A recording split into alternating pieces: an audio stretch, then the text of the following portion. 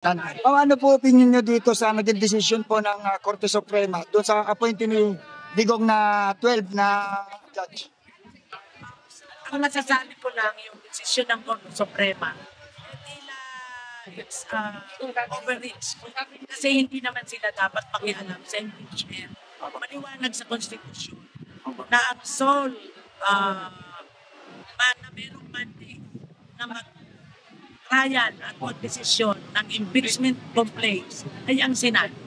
So, ang Korte Suprema, out of delikadesa at respeto dapat sa co-equal branch, hindi sila dapat nakialam. On the contrary, medyo makapalang mukha nagsulat dahil nilagay niya pa na hindi daw pwedeng gawing basihan ng impeachment ang desisyon ng collegial body. Diba, bakit niya isasama sa desisyon yun na ipagbawal ang pag-file ng impeachment kung wala sa kaloob? Ibig sabihin, aware siya. Aware sila na ang constitutional ang ginawa nilang desisyon.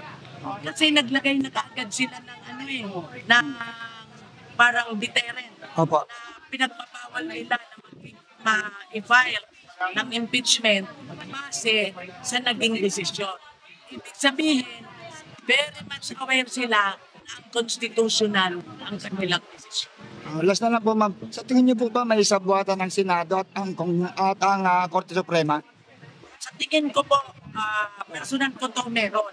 Kasi February pa lang, nakafile na sa Senado. Bakit kailangan baguhin Escudero ang definition ng forbid? Bakit kailangan niyang mag-invento ng kung ano-anong definition para lamang pagtagalin? Di ba pinagtagal ng pinagtagal? Dahil gusto nilang hintayin kung ano ang lalabas sa Korte Suprema.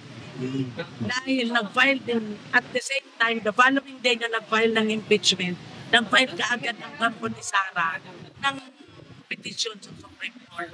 So ibig sabihin, kaya dinelay ito ni Escudero kasi gusto niyang hintayin na maglabas ng desisyon ng Supreme Court. Salamat po, ma'am. Thank you po. Thank you.